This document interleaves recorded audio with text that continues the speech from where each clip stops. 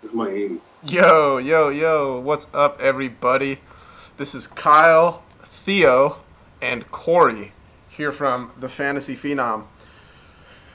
We're going to be showing you guys and breaking down not only how we build our rosters, but going through our plan and what we formulated with all the advanced stats, what they mean, how to read these sheets, the ins and outs of everything.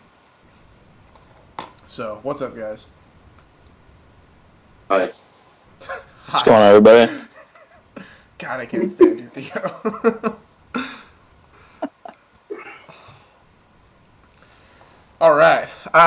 So this is on the screen here. You see tomorrow's sheets, and I've already color coded them. So I'm adding. It's going to be even easier to read for you guys. So rather than you having to decipher what's good and what's bad, for hitters, know that red is bad, green is good. Pretty simple. So, for example, if you're looking at Andrew McCutchen tomorrow versus Kyle Hendricks, you see that he's the one guy on the Pirates that is green in all four categories. That is a good matchup. Would you say so? Yes. Sure. And then you look at the Cubs. Look at the first four guys. The first three guys all are green across the board. And so let's get into let's break it down by WOBA. So WOBA, and I'll go down to this definition here. WOBA is weighted on base average. Again, it's the most correlative DFS stat there is. It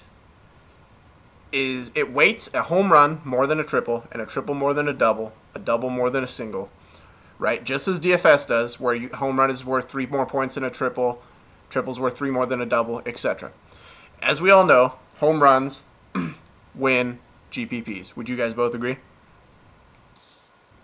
Absolutely. Obviously they do. They're 18 points. Good job, Theo. Thank you.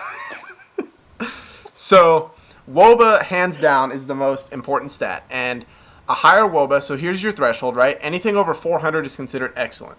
Anything over 370 is great. 340 is above average.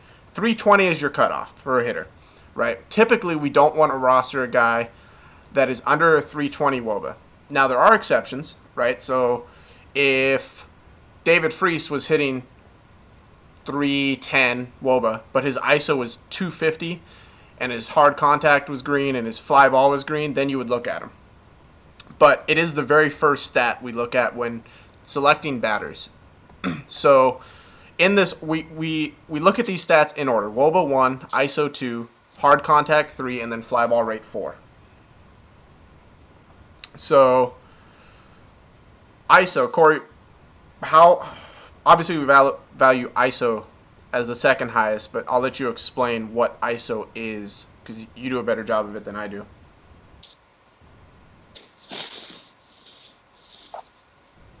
Yo. Can you hear me, Corey? Not really. You're cutting in and out, bud. I was saying, can you explain what ISO is in your words?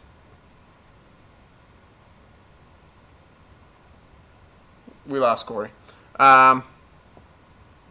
We got no Corey.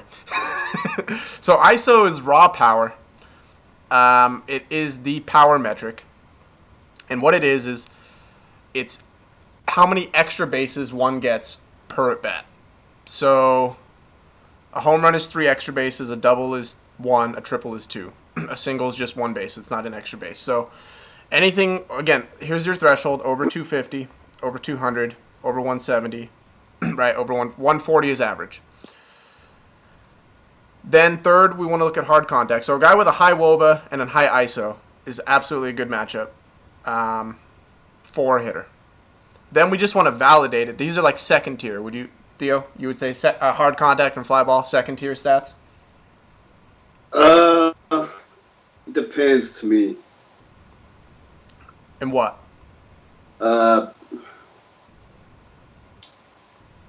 really Yo, just you have me want all now? four. Yeah, we can hear you, Corey. All right, word. So what were you saying, Theo? I just want all four, really. Okay, but I'd rather have a guy that's average at all four than someone that's high ISO and like 25% hard contact. What's your reasoning for that? Because they're not okay. How about Explain no how ISO high? explain how you build your roster. How I build my roster? Yeah, so why would you not roster a guy with a high WOBA and high ISO if he has a low contact rate? Because if they're not hitting the ball hard, and basically the lower the percentage, the lower consistency they're hitting the ball hard. So if they have high WOBA and high ISO, but they're not hitting the ball hard consistently, then I can't rely on them to hit a home run. Basically, I agree. I really look at hard contact myself. So you look at hard contact, and then fly ball. Obviously, you want to pair hard contact and fly ball together, right? Yes. Right. You want a hard hit fly ball, and I think they all lead into each other, right? A high ISO typically will correlate with a high WOBA. It's now Most of the time, yeah. the reverse isn't true. A high WOBA does not mean a high ISO, right? Because WOBA just mean a guy can get on base consistently, and that could give him a WOBA, but typically a higher WOBA will mean more extra base hits. But for the example, Jason Hayward, guy has a relatively good average, and he may just hit doubles all day. And if we all know Jason Hayward, he doesn't hit home runs, rarely hits triples. So the ISO of .099 makes sense in the fact that he doesn't get probably more than a double anytime, right? Right. Yes. So that's kind of how you got to read it. When we're looking at pitchers, so it works both ways, right? These stats are meant to red is bad for a pitcher in terms of rostering a pitcher. This is not red as in hitting or targeting against a pitcher.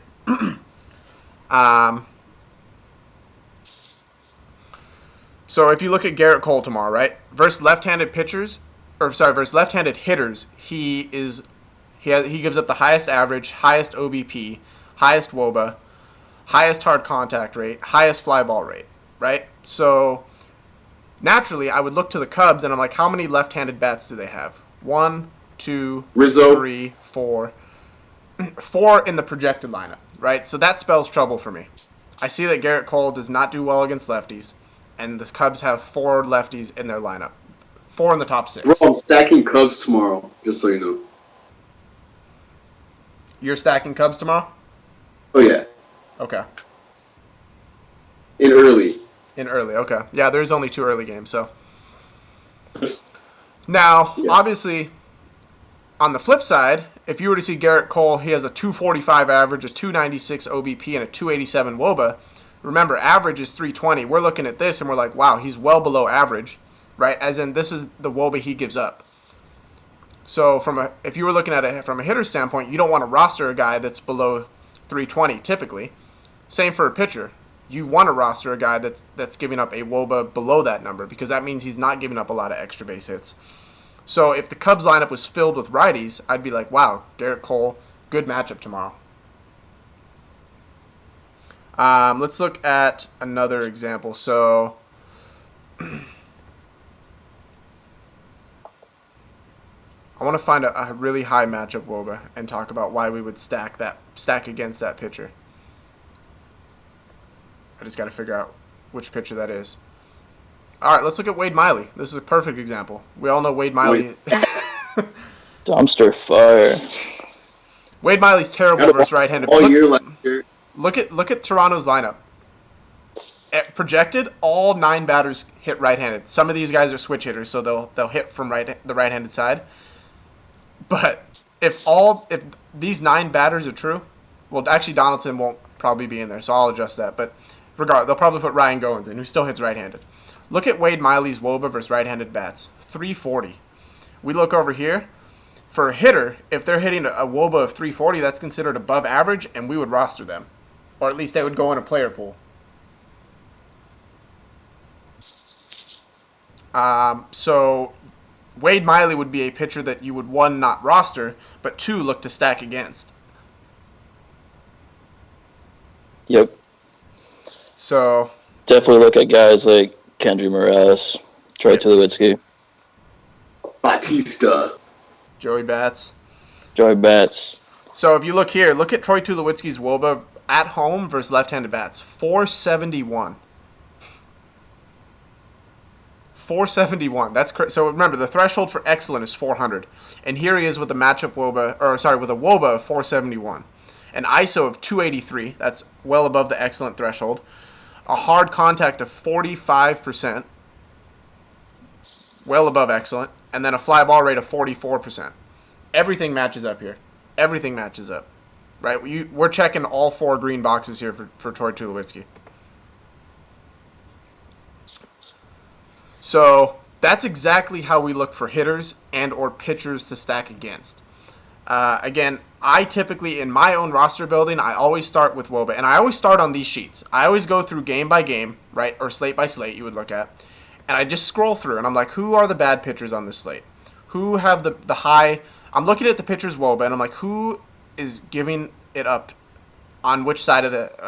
which hand, right? So, again, Tommy Milone, 341 WOBA versus right-handed bats. That's really bad. That's bad for a pitcher standpoint. No one here really stands out.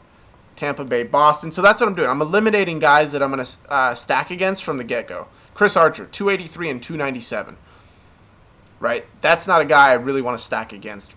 Looking at those numbers. High K rate, decent hard contact, but a low WOBA. Low WOBA across the board.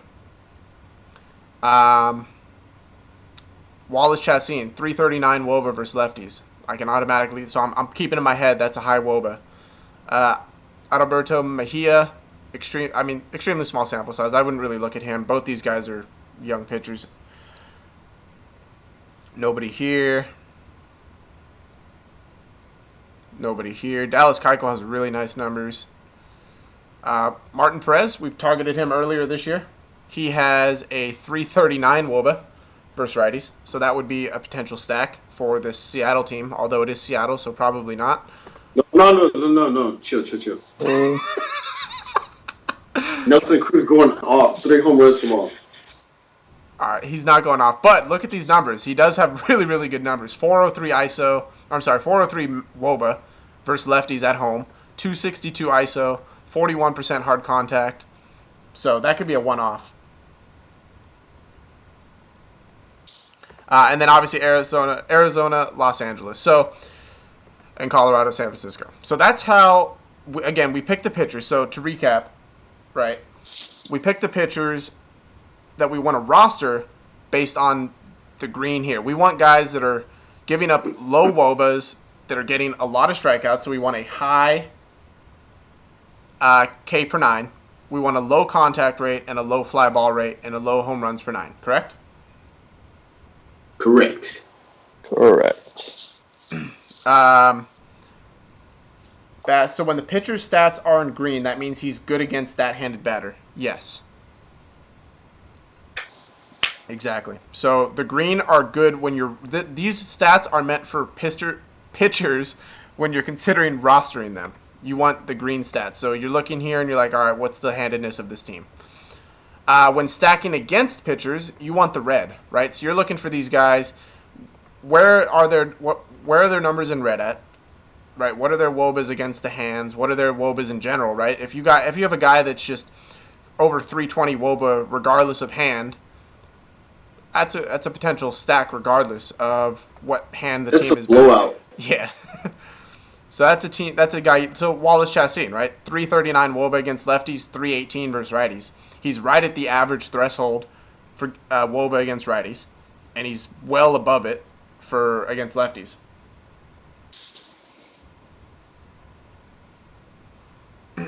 Kyle is thinking about alcohol pitchers.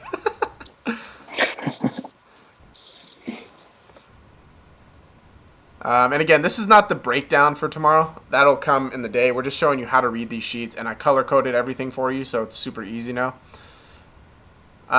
So here is the stat that we live and die by. What's up? You tell them why because at the beginning you only had all-around WOBA, all-around Oh, ISO. yeah. Okay, so talk about that, Theo, because Theo actually was the one that put me onto this, so... So one night I was laying in my bed and I was like, I was sucking ass at baseball DFS. And then I was like, what can I do to try to get better results? So I went on Fangraphs and I looked at the stats and I noticed they had home versus lefty, away versus lefty, so on. I plugged in those WOBA and ISO stats right away. I was winning every day. So what he did, to clarify, is he found, so for the Phillies, example for the Phillies tomorrow, they're playing in Washington, so it's an away game, and they're facing a right-handed pitcher. So what Theo did is he went on Fangraphs and he found what are the Phillies' bats, what is their WOBA and ISO away versus a right-handed bat. So exactly the game situation that they're in. And that's what he found those numbers. So that's when we changed these sheets up, and now these are the numbers that we use. So all of these numbers are the Phillies splits away versus a right-handed pitcher. For the Nationals, all these splits are at home versus a right-handed pitcher. So we made it more game relevant. And I think if you used an all-around WOBA and ISO, you would not have been on the Twins today. Exactly. No, Exactly. not at all. And they were a team to stack. And we were on Max Kepler all day, right? And he went off 37 Max points. Kepler. Miguel Miguel Sano. Sano. Yep. And Brian Dozier had a good game. Yep. So the twin stack won you the early money. And we were all over it. Because what? Kepler had a little 250 ISO. Yep. Kepler had a 250 ISO and a 348 WOBA. Both good stats. So another... This shit worked. It does work. And another key point I want to mention, and Theo did this as well. So Theo literally 2 weeks ago when baseball started, he had never played a game of MLB DFS in his life. He played free contests for 2 weeks until he figured out a strategy that worked. Was it 2 weeks? 1 week. Me and Jeremy. You and Jeremy played it for 1 week. And he found that he would have been cashing every single day because he checked cash lines and he looked at his rosters. He would have cashed every single day that he was using the free contest. And what that allowed him to do was to experiment with different lineups, experiment with different strategies, figure out how many guys he wants to stack, how to target pitchers, how to pick pitchers, what stats to target, on like where to research, and that's where he came up with. Again, he came up with this. I didn't even come up with it. The away versus right, away versus left, home versus right, and home versus left stats. So that made the stat entirely more relevant than a combination of before. If you were watching, you noticed we had a WOBA away and a WOBA left, and you had to try and figure out which one was correlated. So shout out to Theo for that. Huge props. He's actually become a profitable DFS player, and this is his second week playing. So, and Corey's been playing for forever. Corey and me have been chopping it up in Slack for how long since baseball started? Since since before baseball started. Baseball, man. No more NBA. Yeah, we haven't played NBA in a while. Let's get to the bread and butter here. So this is the matchup WOBA. This is our most heralded stat. This is a projection that I formulated given the batter WOBA based on 4 situations, the pitcher WOBA based on 3 situations, and then the BVP history. So what this is formulated is what is each batter's WOBA in this specific matchup, right? It's even more detailed than the sheets right here. And this is kind of like the end all. So you have a player pool you've built, right? So you go through all these and you build a player pool. You write down guys, or you make mental notes of guys that you like, guys that are in good spots. Is this what you do, Theo? You go through this, you build a player pool, and then you check the matchup WOBA, Corey? Yeah. Yep. So you're going through here, you build a player pool. Again, you can check BVP if you want to. We have that. Then you're going to go in your batter matchups, and you're going to look and see, okay, who has the matchup WOBA? And this is a good way to find pitchers to avoid. Who'd we lose? We lost. Corey died. Corey died. All right, it's me and you. We're gonna hold on. I'm gonna. Corey died. Skype. There he is.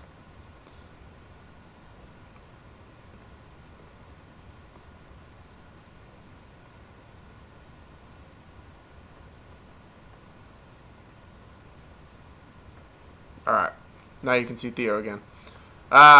Okay, so this is a great way that I use to find pitchers that I actually want to stack against as well. So I'll go through here, and I'll look at pitchers that I saw that had bad matchup wobas. So let's look at Perez. Right, we're going to look at... Who else are we looking at? Let's look at Feldman. Let's look at Malone. Right, and you can go through and you can just sort pitchers as well. You can sort, ABC. Actually, let's do that. Let's do that instead. I'll make it easy for you guys. I don't know if you do this, Theo, but this is what I do. I just type in every dude on my player pool. Okay. So I'm going to sort the pitchers by A to Z. Right? So then you're going to have your cutoffs here. So you see 1, 2, 3, 4. And you're looking at starters, remember. Some of these guys may not be starters. 1, 2, 3. Trey Turner's not in the lineup. So you have 3 guys with a positive matchup WOBA versus Aaron Nola tomorrow. You could, and of course it is the 3 guys that we would naturally stack. Harper, Murphy, Eaton. Let me zoom in a little bit for you guys. Because this is... There we go. Oh, thank you. Is that easier to see, Theo? Yes. So let's go down. Let's look at Aaron Sanchez. Right, this is Toronto versus Baltimore. One guy on this entire starting lineup has a matchup WOBA above average, and that's Adam Jones. I'm sorry, Hyun-Sung Kim. So immediately, now again, this is something you're going to want to, so you would dig deeper into this. You look at this and you're like, wow, all these guys have really, really bad matchup WOBAs versus Aaron Sanchez. Maybe Aaron Sanchez. This is where I would write down Aaron Sanchez as a possible pitcher tomorrow. And he's not someone that is going to be high owned because he's not a sexy name. He's not the and you have a ton of pitchers tomorrow. This could be a sneaky pitcher, right? This is how you find value in pitchers, right here. He's playing Baltimore. He is playing Baltimore. And then look at Adam Conley. Adam Conley has good matchup WOBAs across the board. Wilmer Flores has a good one. He just hit a home run tonight off a lefty. Neil Walker, average. Abdul Cabrera, average. Yoenis Cespedes actually has a negative matchup WOBA tomorrow. But, again, this is not an end-all stat. Let's look at the other 3 stats. He checks off all 3 other stats. He has a 225 ISO, which is great, 34% hard contact, and a 50% fly ball rate. And common sense will also tell you that Yoenis Cespedes is hot as fuck right now. So 2 home. So this is not, I would not roster Yoenis Cespedes just because of that matchup WOBA. Again, it's not an end-all stat. It's a great stat.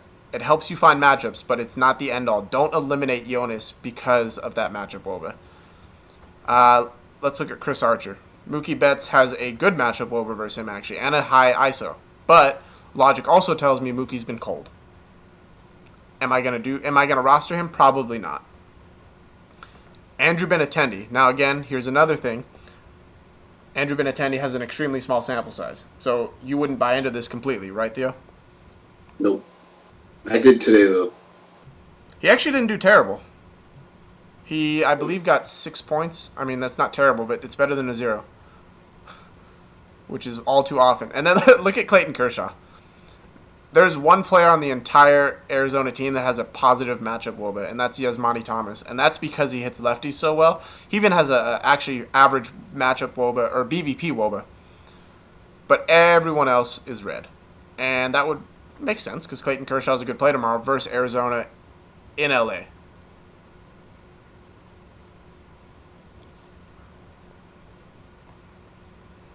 I think I'm going to play Tomas.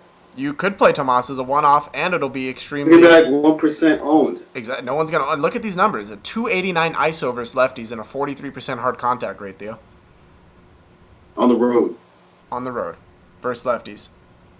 There's a lot to like about Yasmani Tomas tomorrow. And exactly like you said, he'll be extremely low owned. Look at Daniel Norris. Look at all the green versus Daniel Norris for the Indians. This could be a pitcher that you look at to absolutely target. Francisco Lindor, 347 matchup WOBA. Carlos Santana, 361. Edwin Encarnacion, 346. Michael Brantley, 359. Tyler Naquin, if he plays, 370. This could be a punt play, Theo. Look at this ISO right here, 273 on the road versus lefties. Or I'm sorry, Trying to play with it. at home versus lefties. But here's what's worrisome, a 22% hard contact rate.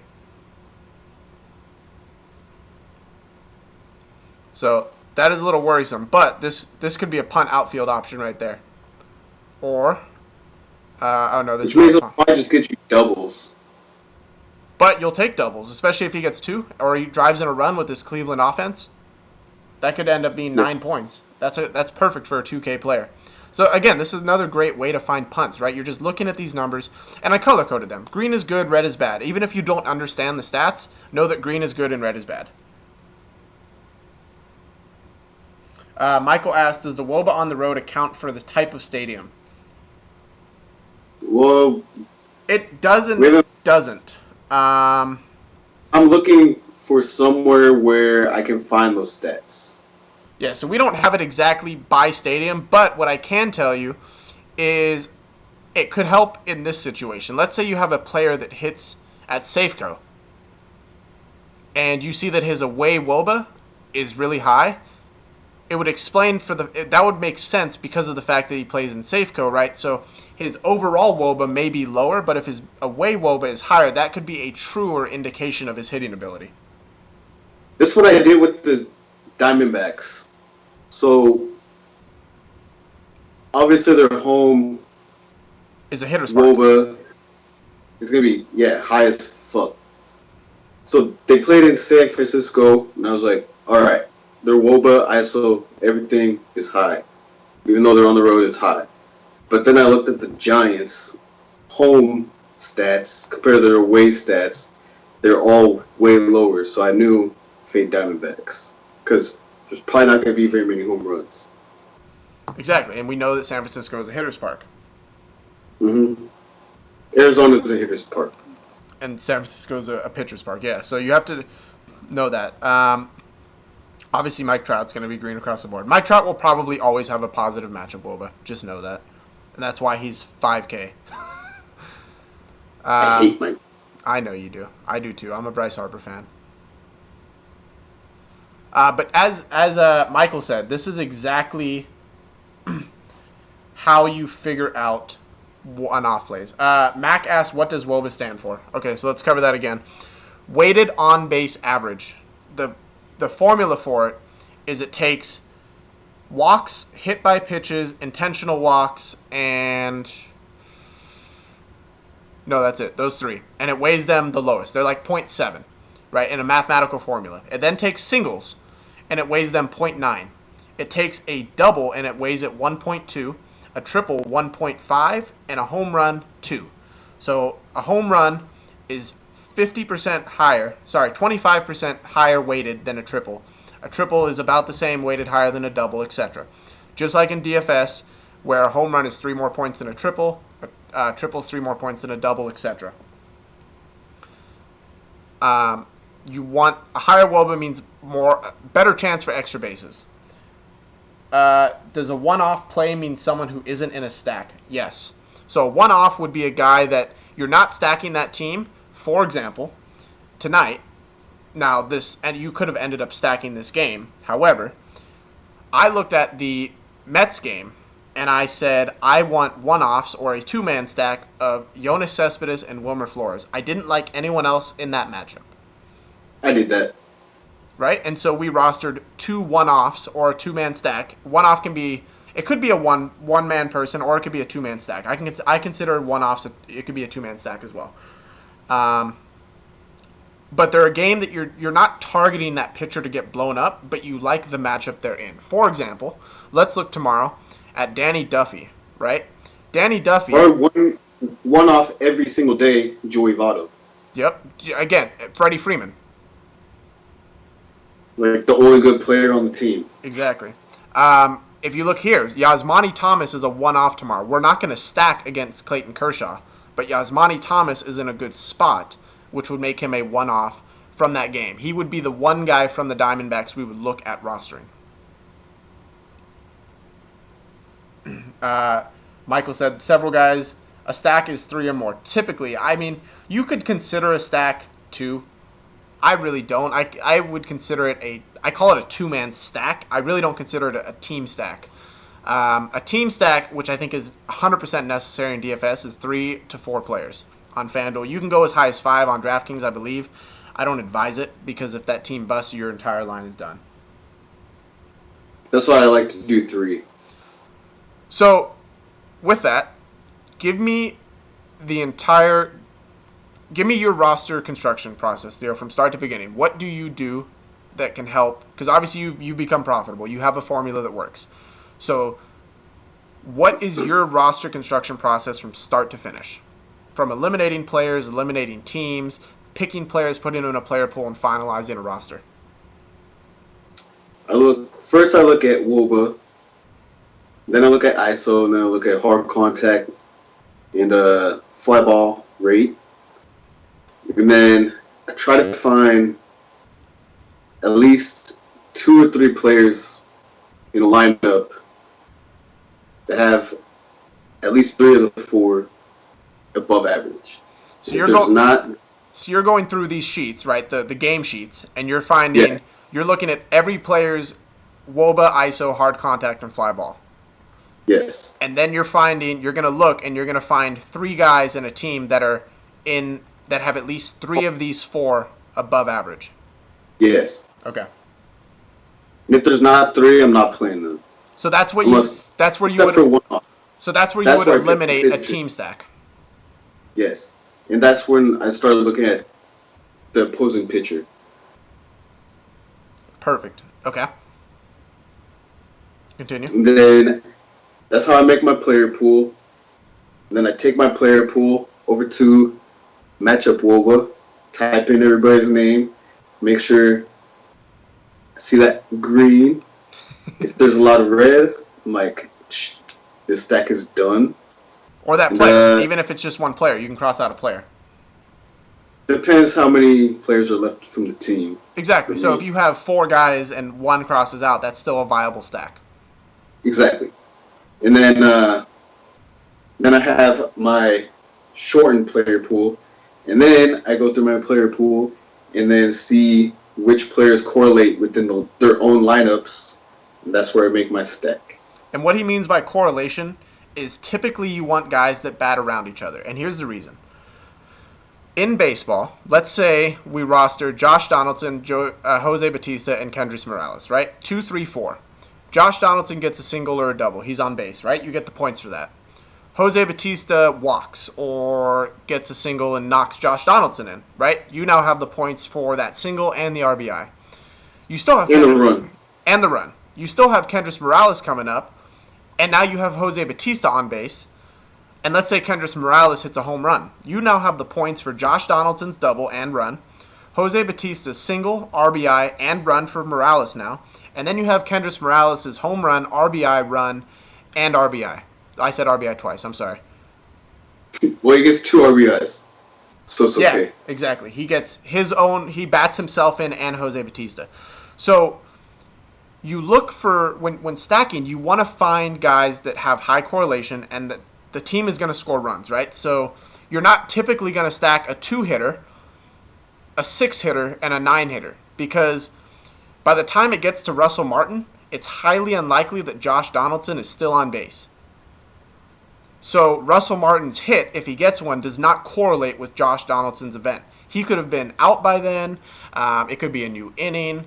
Or if Russell Martin just gets a single, you now only get 3 points instead of the 3 plus the 3.5 for the RBI. Same with the number 9 hitter and the number 6 hitter. it's not as likely that Kevin Pillar is going to correlate with Russell Martin, right? His outcome of his at bat probably is not going to affect Russell Martin scoring or not. More than likely. So that's what Theo means by correlation when he's talking about a stack. And I agree with that 100%. You want to find guys that are close together in the batting order. But, however, don't be afraid, especially in the AL, to do a wraparound. So you could, if you like the number 8 and number 9 hitter, you could do 8-9-1-2 or 8-9-2-3, right? And don't be afraid to skip a guy. You can do a 1-3-4 or a 1-2-4-5, right? If you don't like the number 3 hitter, don't feel afraid. Don't feel like you have to have consecutive guys in a stack because it's just not necessary. The number 4 hitter can have plenty to do with Josh Donaldson scoring.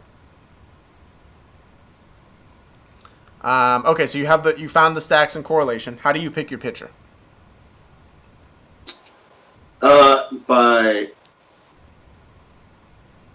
basically listening to you.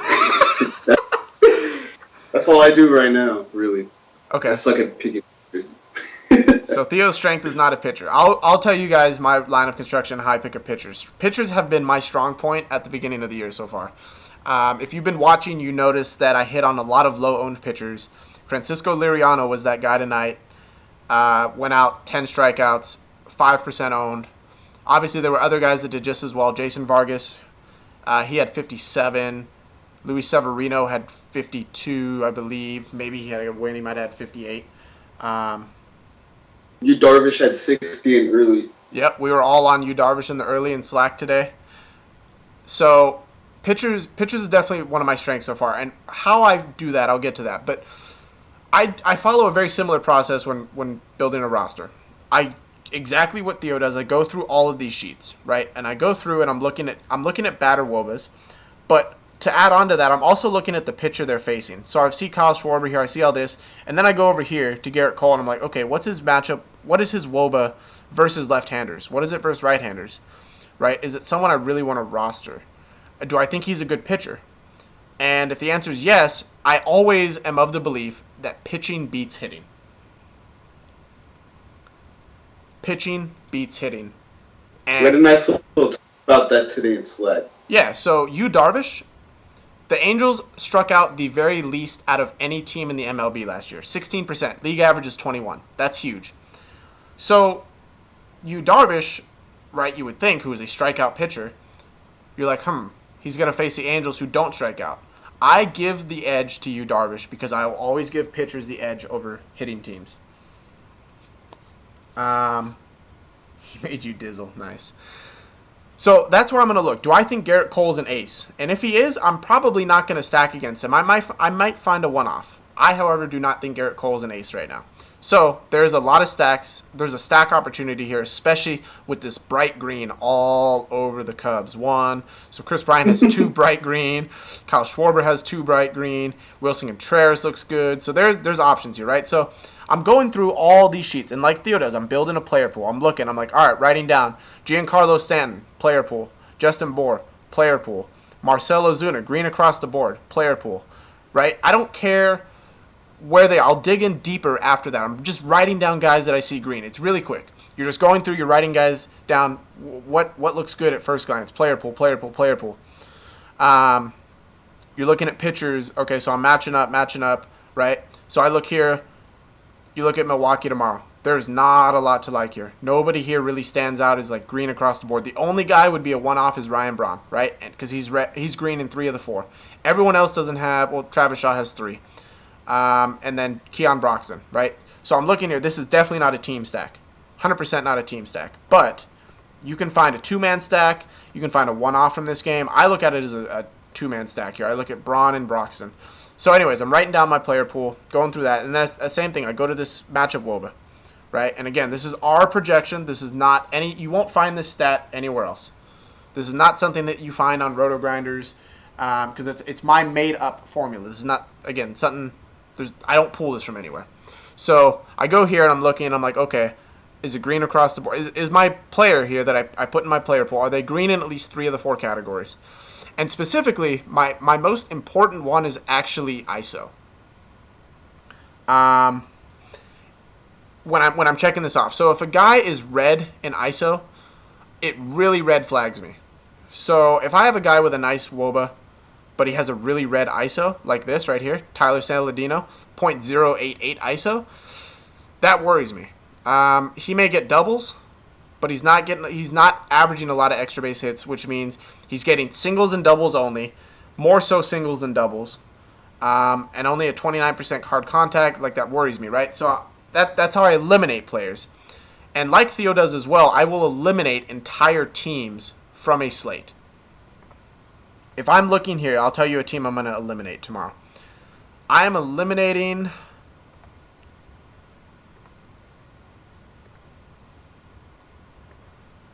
I would eliminate probably... Fuck, where's a good team at? I'd probably eliminate the Padres. I'd probably also eliminate Atlanta tomorrow.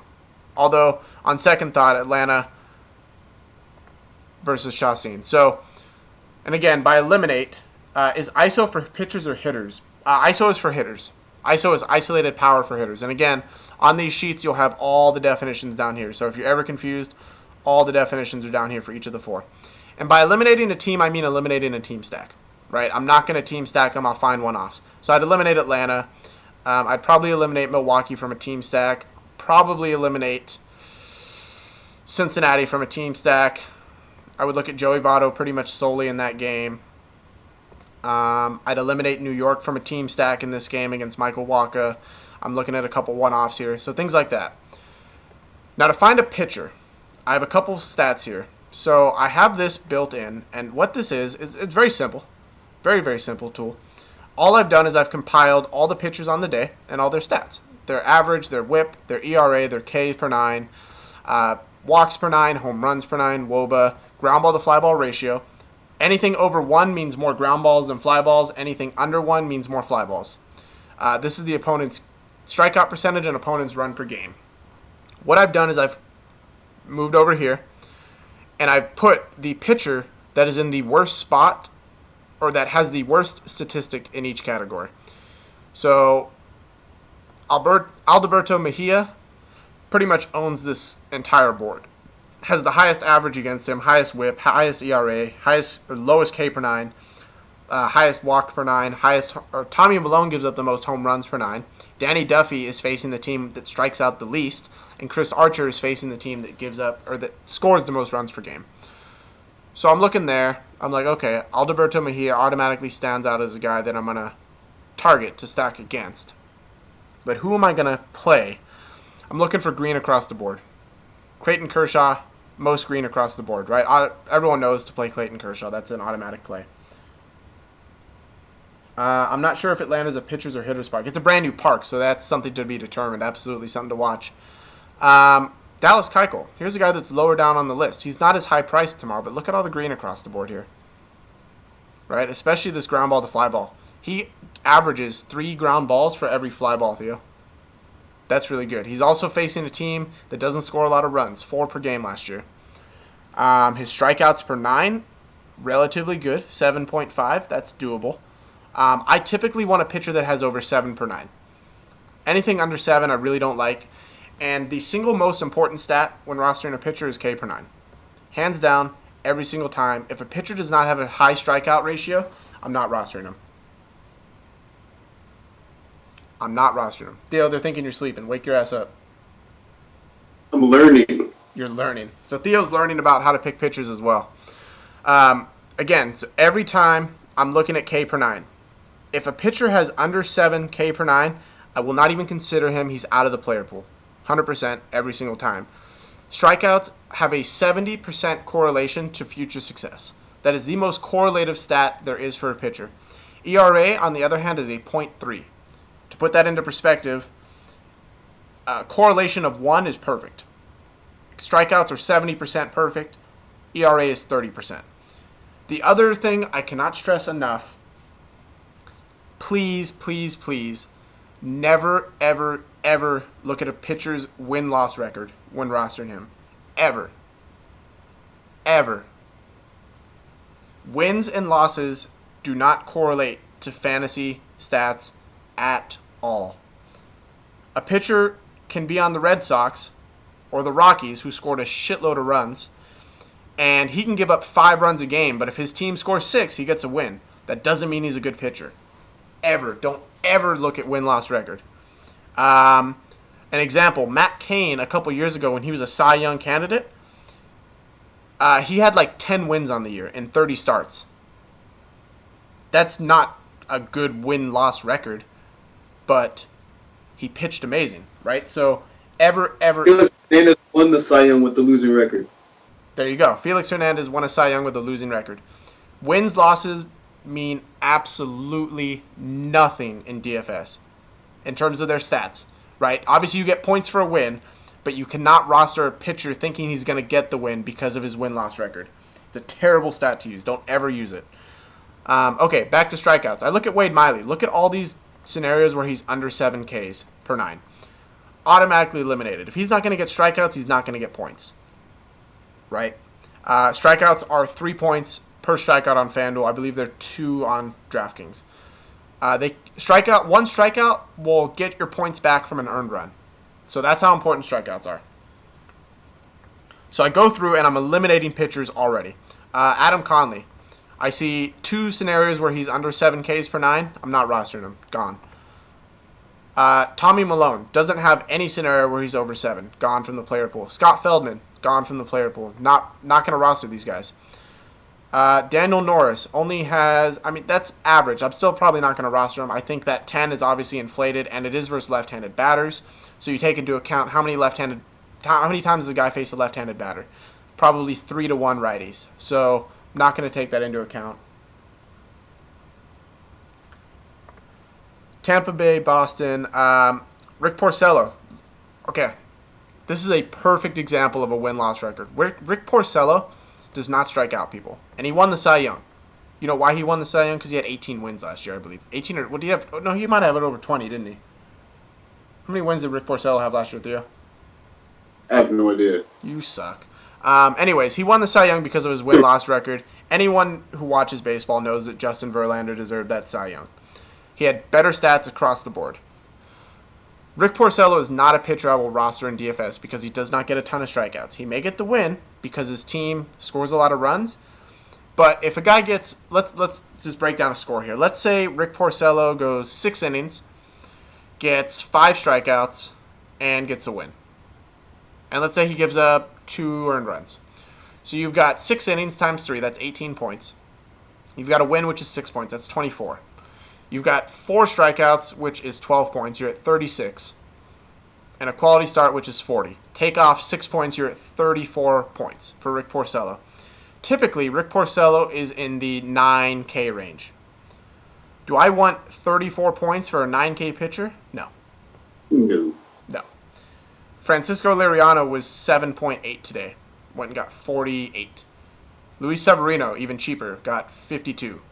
There are so many other guys that get strikeouts that have higher upside that I will roster before I will spend a ton of money on a guy that does not strike out. Wallace Chassin, not even going to consider him. Julio Teheran is a guy I will consider. Now, this is a reverse split here that we had earlier. He strikes out a lot, or he strikes out righties at an 8.8 per 9 clip. Lefties he struggles against. However, again, you're going to face probably 3 times as many righties as you do lefties. So I will give that edge to that stat right there. Finally, this is the best part, Theo. These projections for pitchers have been amazing. I have been following them and tracking them, and specifically the K projection. Let's go back and look. I want to look at today's sheets because let's look at guys that scored a ton of points. Let's go. Darvish averaged 11 strikeouts per 9 for each hit and miss, and he got 10 today. So yeah, let's go look. Actually, let's look at Yu Darvish. So Texas, look at Yu Darvish's K per 9: 11.9, 11.1, 11.9, 11.19. He got how many strikeouts today? 11. 10. Perfect, right? Right there. Now, remember, this is strikeouts per 9. He pitched 7 innings today. That's almost on par. So let's go over to his projections. Let's look at who was projected to strike out the most pitchers today, or strike out the most batters. I'm sorry. So, and again, how I look at this is I look at it comparatively to other pitchers on the slate. It's very, very difficult to project a guy to get 10 strikeouts. That is hard to do. It's not something that logically makes sense. It's like projecting a batter to hit a home run. You'll never see, if you look at these batting projections, you'll never ever see projections over, 10, maybe 13 points is the highest. And a home run in itself is 18. And the reason for that is you can't predict a home run. You just can't. It's not an event that happens. At most, the most home runs we've ever seen in a year is 73 from Barry Bonds in an 162 game season. That is less than one per every 2 games. If you take that stat and you have 18 points per home run and you have 1 every 2 games, let's just round it up to 1 every 2 games. You're projecting a home run every 2 games. That's 9 points per day. Look at these stats. They're right around that, right? So guys that hit home runs frequently, you'll see in the 10-point range because their chance of hitting a home run is higher. You can't really look at batter projections in baseball as heavily as you do basketball just because it's all chance. You realistically cannot sit there where I can say LeBron, I could sit there and say LeBron has a floor of 40 points today because he's LeBron. He's going to go out and score points. I cannot sit here and say Buster Posey's going to have a 50% chance of hitting a home run. It's not realistic. It's not how baseball works. So, the K projection. I'm looking at this relative to other pitchers on the slate. Madison Bumgarner, highest projected on the slate. Yu Darvish, 6.43. I'll tell you why Yu Darvish was projected at 6.43 and not higher. It had everything to do with the fact that the Angels struck out the least in the league.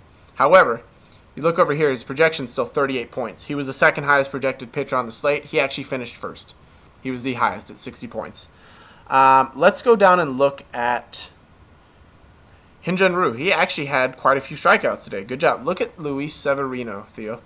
6.17. Only 1, 2, 3, 4 pitchers on this slate were projected to get 6 strikeouts. He was one of them.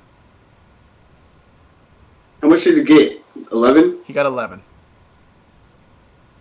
So again, you'll never see a projection of 11 strikeouts. It's just too high, right? There's so much chance that he's not going to get that. But you look at it relative, he's one of the 4 pitchers above 6. Let's look at Francisco Liriano, Theo. Almost 6.5 strikeout projection. How many did he end up with? 10. Are you bragging, low-key? I'm not bragging. I'm just saying these stats work. John Gray was on... No, about Francisco Liriano. Oh, absolutely. I was all over that play. Kevin Gausman. So, you know what? Looking back, I probably should not have been on a Toronto stack. Kevin Gausman was projected for almost 6 strikeouts. How many did he end up with? I want to see. You broke my heart. He did.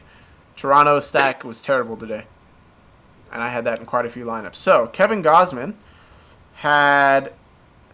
Oops, that's Liriano. Kevin Gausman only had 3 strikeouts. So that was a little off. A little higher. I projected a little higher. But he had a good game. He shut the Blue Jays down for the most part. So, again, I look here, right? So I'm like, okay, projections. Oops, didn't mean to do that. Let's go back. Let's look at the batter matchups from today. Let's see who was in a great matchup. Mike Trout, he had a home run today, didn't he? No, he didn't. I was at work, so I have no no he idea. didn't. He didn't hit a home run, but he had a double. I believe he had an RBI. I believe he had a run scored. He got walked. Yeah, so he had a good game. Chris Bryant, I don't remember how he did. Miguel Cabrera hit a home run today. What a surprise. 389 matchup WOBA. Josh Donaldson got hurt, but he did have an RBI double. Troy Tulowitzki did nothing, so that matchup WOBA failed.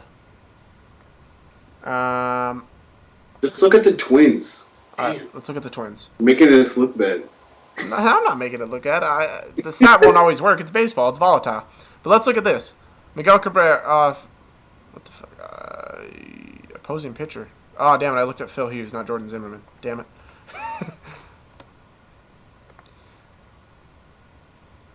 So Miguel Sano, look at this. 323 matchup WOBA, 200 ISO. Jorge Polanco, Max Kepler, 322, 250 ISO. That is amazing. I don't know why that number is red. That should be bright green. So that's just a glitch in Excel. That should be bright ass green. That is the highest threshold you can get. 34% hard contact and a 40% fly ball rate. Everything pointed to Max Kepler today, and we were all on it. Obviously, Miguel Sano. Look at this ISO, green across the board, right?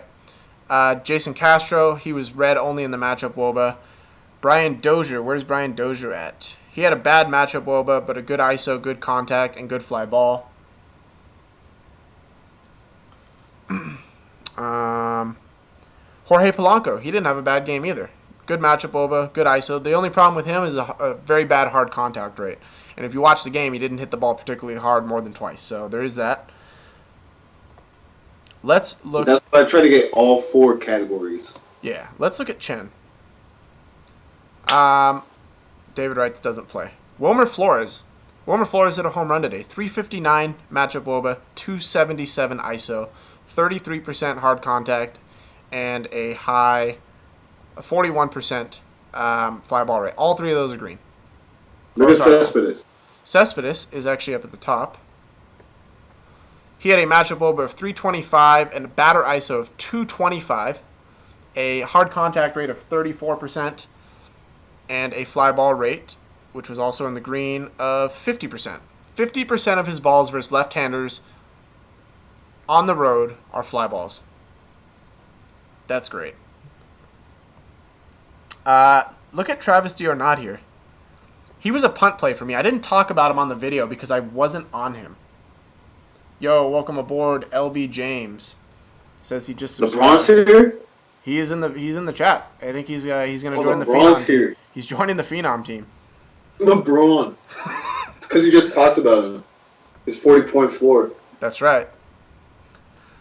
So D'Arnaud actually was a good punt today. He had 53 points. Now you couldn't have projected 53 from the matchup WOBA, but everything here is green, so that would scream punt play. And I didn't even look at that. That was my bad. I didn't go there.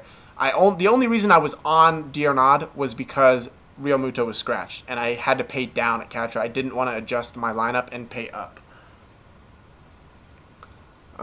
Who was another guy that got rocked today? Bronson Arroyo. We talked about a Brewer stack. Ryan Braun is up top. Ryan Braun's matchup WOBA, 349, 220 ISO, 33% hard contact. Look at that. Keon Broxton didn't do great, but he had numbers across the board. I was all over that. Domingo Santana didn't do bad. Eric Thames didn't do good. He did amazing. The reason his numbers do not reflect here is Eric Thames is a rookie, and he does not have a large enough sample size to build a WOBA. What was the number you found, Theo? Or for ISO and WOBA, where the batting? How many at bats did you need? For ISO, 550. Eric Thames does not have 550 at bats yet, so his sample size is not going to be large enough to accurately predict and to project. So that's going to have to be an eye test, and that's where watching the games comes into play, and knowing that Bronson Arroyo has a 343 WOBA against him. So we talked about stats. You can also go on Fangraphs and look at what he has for the season if you wanted to. Yeah. We don't advise that, though. No. Who'd we talk to about that with Kyle Schwarber? Marmar. Yeah. Who else got blown up today? It was Soto, his 405 ISO. Who? Oh, Soto. Giovanni Soto, yeah. Ricky Nolasco got blown up today. Let's look at matchup WOBA versus Ricky Nolasco. Look at all the green here. Look at this, all over. Guess who was a great punt play today, Theo? Robinson Chirinos, again. Oh, crazy. We had him in our lineups. We had him in every single one of our early slate lineups. Robinson Chirinos.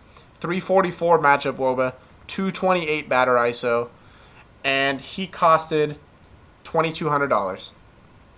Cost $2,200. He allowed me to get Yu Darvish in all of my early slate lineups. Easily. Carlos Gomez hit a home run today. Leadoff home run, 346 matchup WOBA. Ronald Odor didn't have a great game today. Adrian Beltre doesn't play. Nomar Mazar hit a home run today, 345, 244 ISO. Jonathan Lucroy didn't play today. I don't know what Chu did.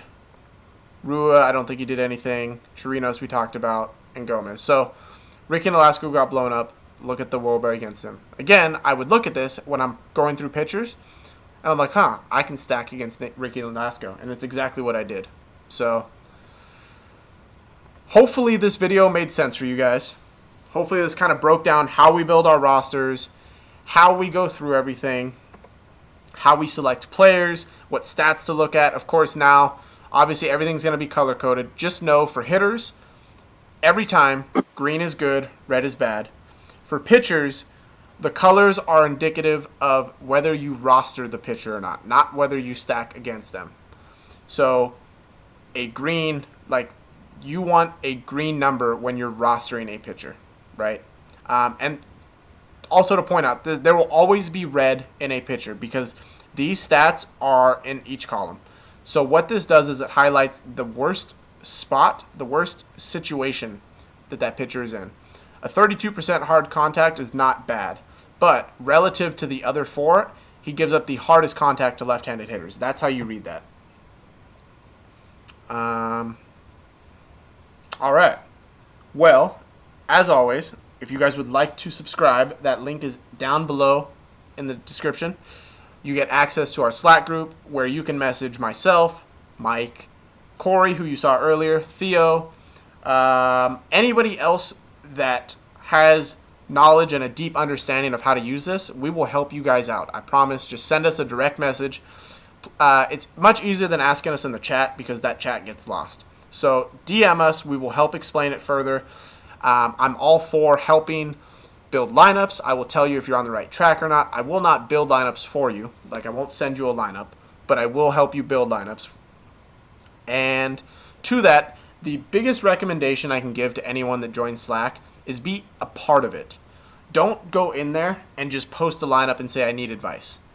Because nobody knows who you are, one, and nobody wants to help a guy that's not going to help the rest of the community. It's an all-inclusive environment. So rather than post a lineup and say, hey, give me advice, go in there and say, hey, this is my thought process. I'm looking at this because of this. What do you guys think? I guarantee you'll get answers that way. You never get answers when you just go in and post a lineup saying, give me advice. It just doesn't work and nobody responds. And it's just human nature. So hopefully this made sense again. Thank you guys for tuning in. Glad to have Theo with his dumbass Christmas hat on the show. Mine's better than yours. It is. It's because it's cheetah print. I'm sure your ex gave it to you. No. You're a liar. That's how I... So thank you again, guys. Have a wonderful night. We will talk to you soon.